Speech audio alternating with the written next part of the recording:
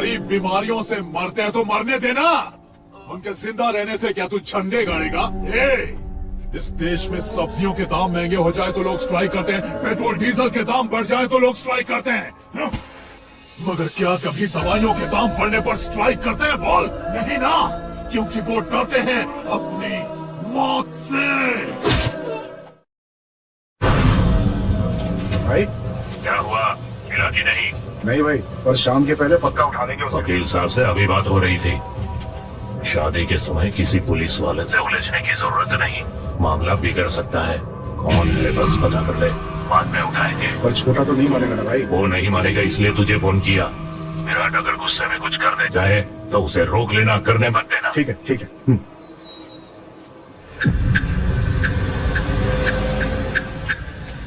भाई वो आ रहा है। वो पास में आए तो उससे बात करना, उसे जाने मत देना। ठीक है भाई, चल।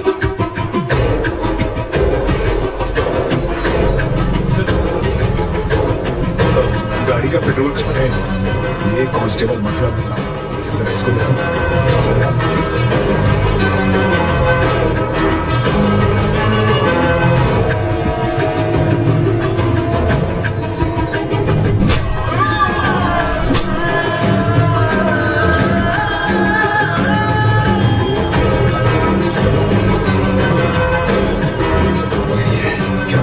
क्या वो छोटे? मुझे लगता है यही है वो।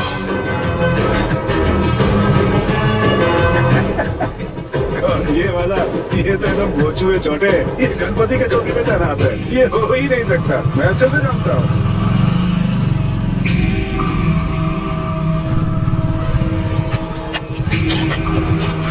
गाड़ी निकाल। जरा रुक।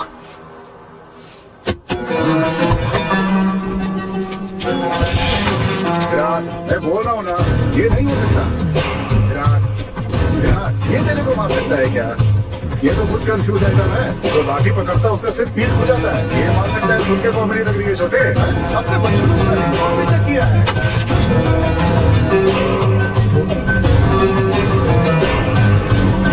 ये इतना बड़ा डेयरिंग बात नहीं है, मैंने सब पता कर लिया। शादी के टाइम में ऐसे नखरा करके टाइम मत खोटी कर। चल मजा खोल रहे। सूरा भाई ने आगे भी फोन किया था।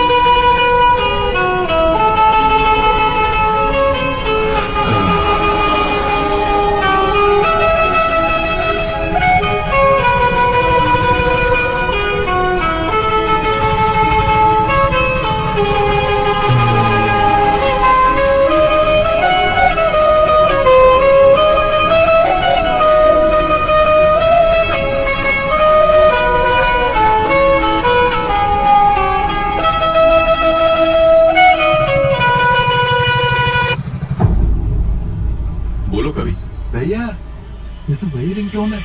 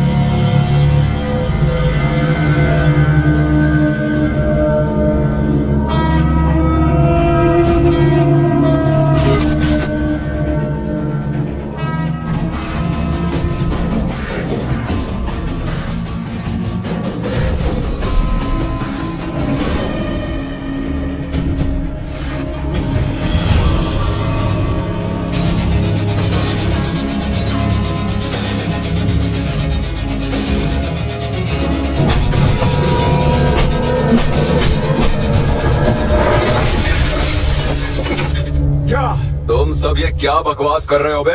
विराट, आपको किस बात की टेंशन है? वो थोड़ी जानता है कि आपने उसको पहचान लिया है। मेरी बात सुनो, अगर उसे कुछ करना भी है ना, जब वो ड्यूटी कर रहा होगा तो कुछ मत करना। जब वो वर्दी में होगा ना तो हाथ भी मत लगाना। क्या है ना, उसका सेक्शन बहुत स्ट्रांग है। भाई, कल अपने लड़कों को उसका पीछा करने के लिए बोल दो। जब भी वो किसी फंक्शन के लिए घर से बाहर निकले, वर्दी में ना हो तब उसे उठा लो और विराट को बताओ। और इसके अलावा कोई कुछ नहीं करेगा। मैं जाकर शादी का काम देखता हूँ।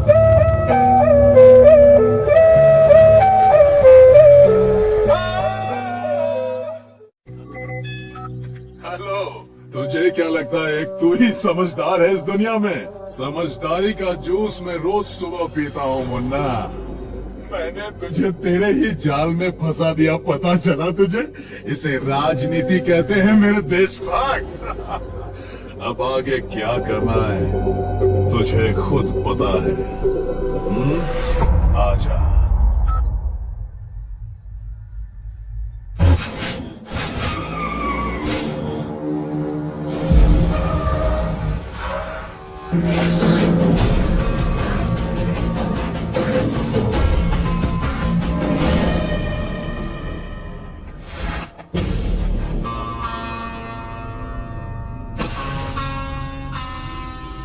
जैसा तुमने कहा था, मैं अपने साथ सारे डॉक्यूमेंट्स और सबूत ले आया हूं। अब अपने वादे के अनुसार रितु को छोड़ दो।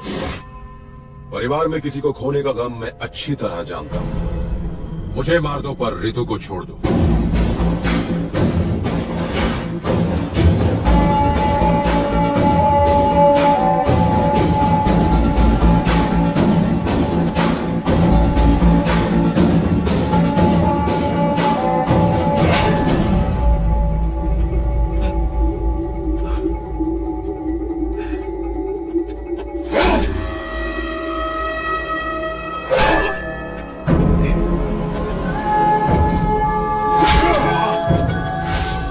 तुझे इतनी आसानी से नहीं मारूंगा। तूने मेरे गिरेबान में हाथ डालने की गुस्ताखी की है ना? तेरी जवाब है। एक तो पहले ही शनि का प्रकोप चढ़ा हुआ है, उस पर तू मौत बनकर मंडरा रहा है। बहुत सताया तूने, अब तुझे पता चलेगा कि तूने किससे बदला लिया।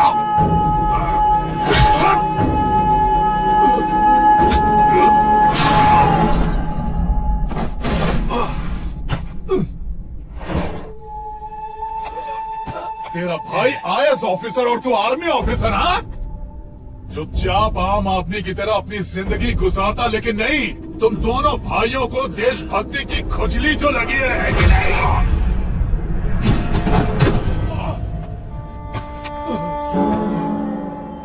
तू अपनी ताकत बॉर्डर पर ही दिखा सकता है, यहाँ नहीं।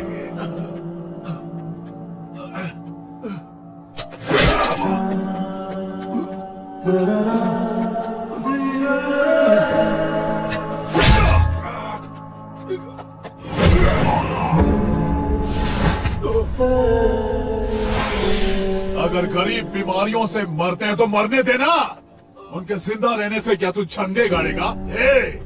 इस देश में सब्जियों के दाम महंगे हो जाए तो लोग स्ट्राइक करते हैं, पेट्रोल डीजल के दाम बढ़ जाए तो लोग स्ट्राइक करते हैं, मगर क्या कभी दवाइयों के दाम बढ़ने पर स्ट्राइक करते हैं? बोल, नहीं ना, क्योंकि वो डरते हैं अपनी मौत से।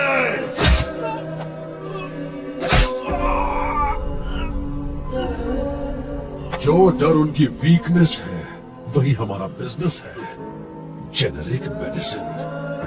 तेरे भाई का यही सपना था ना?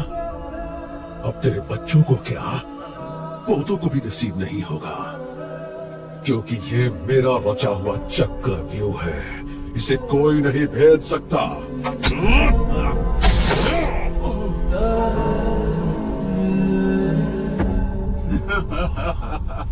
हे शेर, तू तो भीगी बिल्ली बन गया रे। तुझे गुस्सा नहीं आ रहा है? गुस्सा दिलाऊं मैं? हमने तेरे भाई को मरवाया, उसे मारकर सुसाइड का रूप देने वाले हम दोनों हैं। गुस्सा नहीं आ रहा? हाँ? गुस्सा नहीं आ रहा तुझे? बोल। तुम चाहे मेरी जान ले लो, रितु को छोड़ दो। तू, मुझे तो लगा था कि तू शेर है, चूहा निकला। भैया जाने दो इसे, मर गया ये, छोड़ा। देख क्या रहा बे, इसकी पिक्चर खत्म कर।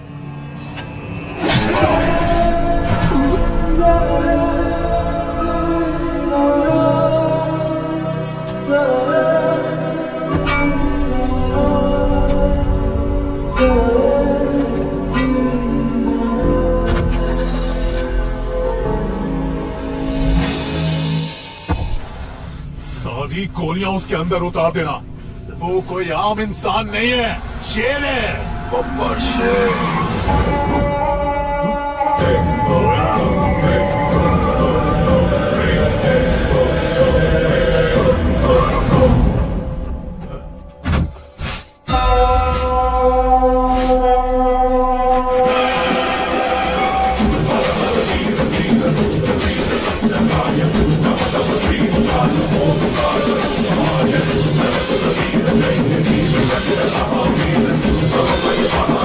भैया ये क्या सिर्फ 10 सेकंड के अंदर?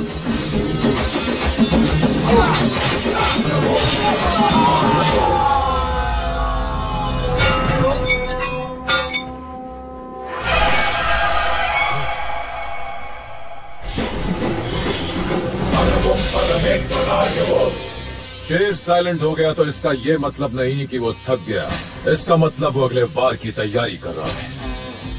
मैं चाहता था कि तुम 15 मिनट टेंशन में रहो। जानते हो क्यों? तुम्हारी पोल खोलने के लिए, जिसे अभी पूरी दुनिया ने देखा है। मैं तो बस नाटक कर रहा था।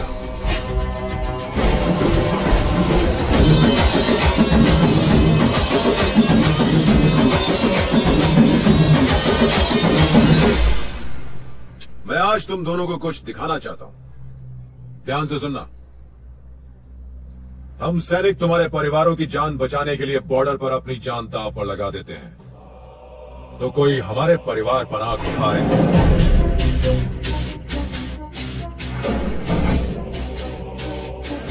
तुमने कहा था कि मेरे भाई की बेटी अब तुम्हारे कब्जे में, जरा चेक करो। कोई नहीं उठा रहा ना?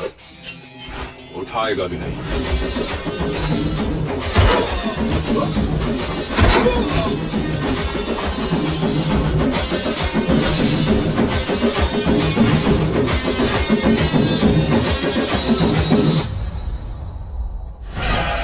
अगर देश के सैनिक बिकने लगे तो इस देश में कुछ नहीं बचेगा, उसके टुकड़े हो जाएंगे। लेफ्टिनेंट कर्नल ने तुम्हारी मदद की सिर्फ तुम लोगों को एक्सपोज करने के लिए, मुझे कोर्ट मार्शल करने के लिए नहीं।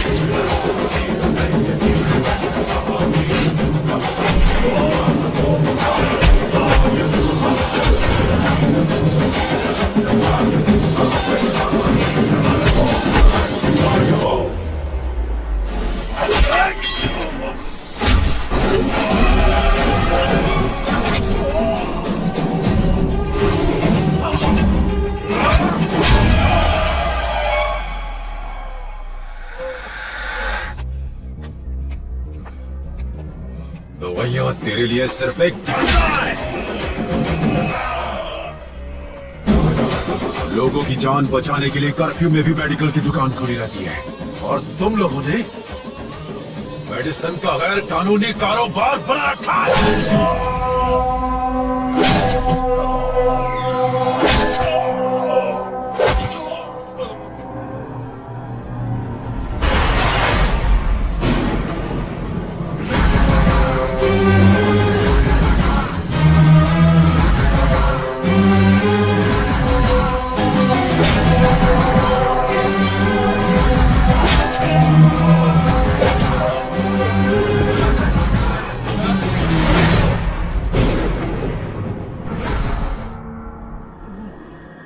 अब पूरी दुनिया को तेरे बारे में पता चल गया। तुझे जिताकर उन्होंने बहुत बड़ी गलती की। तू उनको तभी दवाइयां देगा जब वो स्ट्राइक करेंगे। वो स्ट्राइक करेंगे, सड़कों पर उतर कर स्ट्राइक करेंगे। मेरे भाई का सपना पूरा होगा। मैं किसी देशद्रोही को चैन से जीने नहीं दूंगा। वो ईमानदार थे, ईमानदारी से जनता की सेवा की और उनके लिए अपनी जान दी। ये मेरे भाई की तरफ से।